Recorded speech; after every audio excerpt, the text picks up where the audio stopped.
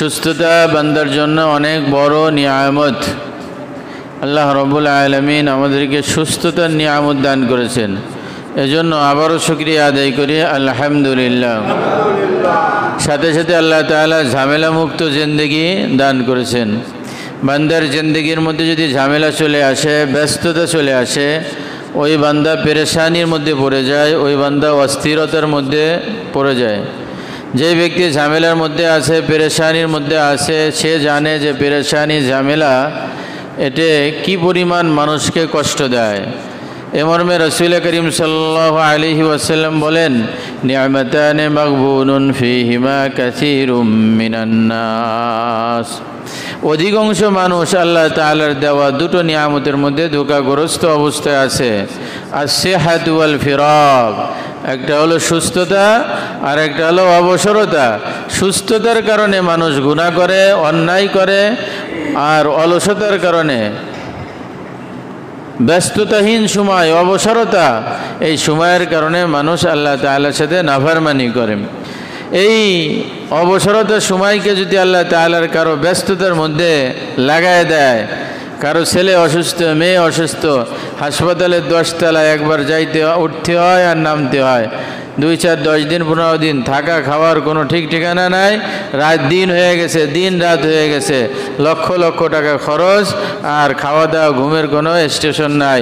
সে জানে যে ব্যস্ততার সময়গুলো কত কষ্টকর।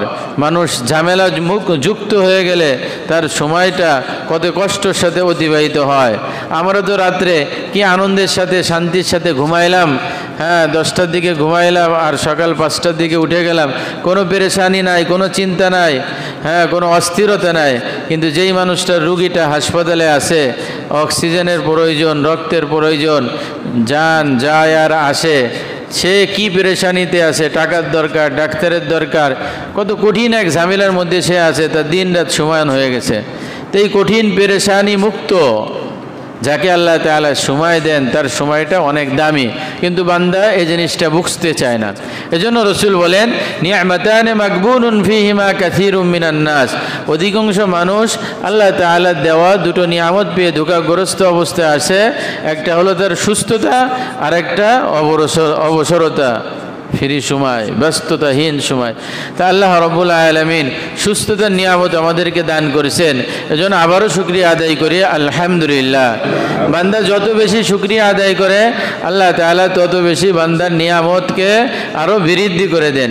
বান্দা যদি চোখের শুকরিয়া আদায় করত, আল্লাহ তুমি আমাকে দেখার জন্য চোখের শক্তি দান করছো, আলহামদুলিল্লাহ আলহামদুলিল্লাহ, আল্লাহ তাআলা তার দৃষ্টি শক্তি বাড়িয়ে দিতেন। বান্দা যদি কানের শ্রবণ শক্তির জন্য শুকরিয়া আদায় করত, আল্লাহ তুমি আমার কানে শ্রবণ শক্তি দান করছো, শোনার মতন সক্ষমতা দান করছো। আমার থেকে কত সুদর্শন চেহারাবান কত মানুষ আছে, কানে শুনতে পায় না, মানুষ তাকে বয়রা বলে, সে কানে শুনতে পায় না, আমি শুনতে পাই। আলহামদুলিল্লাহ, আল্লাহ তাআলা কাছে যদি এই নিয়ামতের শুকর করতো, তা আল্লাহ তাআলা শ্রবণ শক্তি আরও বাড়াই দিতেন। জবানের শক্তি, আমি জবানে কথা বলতে পারতেছি, বান্দা যদি এই জবানের শুকরিয়া আদায় করতো যে আল্লাহ তুমি আমার জবানটা দে, আমি যা মন চাই বলতে পারতেছি, আমি মাকে মা বলতে পারতেছি, আব্বাকে আব্বা বলতে পারতেছি। আমার থেকে কত সুন্দর সুদর্শবান কত মানুষ আছে, জবান দিয়ে কথা বলতে পারে না।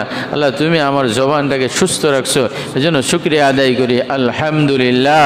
আল্লাহ তাআলা বলে, বান্দা তুমি যদি নিয়ামতের শুকরিয়া আদায় করো, আমি তোমার নিয়ামতকে বাড়িয়ে দেব, বলেন সুবহানাল্লাহ।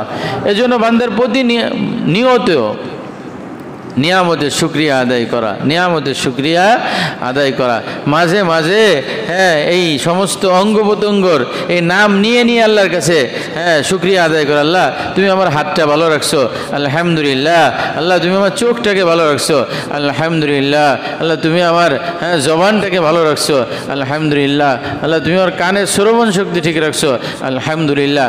এইভাবে শুকরিয়া আদায় করলে আল্লাহ রাব্বুল আলামিন বান্দার উপর খুশি হয়ে যান, আর বান্দার ওই নিয়ামতের মধ্যে আল্লাহ তাআলা বরকত দান করেন। এজন্য আল্লাহ তাআলা যে আমাদেরকে এই সুস্থতার নিয়ামত, আমাদের চোখ কান মুখ, আমাদের পুতরা অঙ্গ প্রত্যঙ্গ সুস্থ সবল আছে, ভালো আছে, এজন্য আল্লাহ তাআলার বেশি বেশি শুকরিয়া আদায় করা।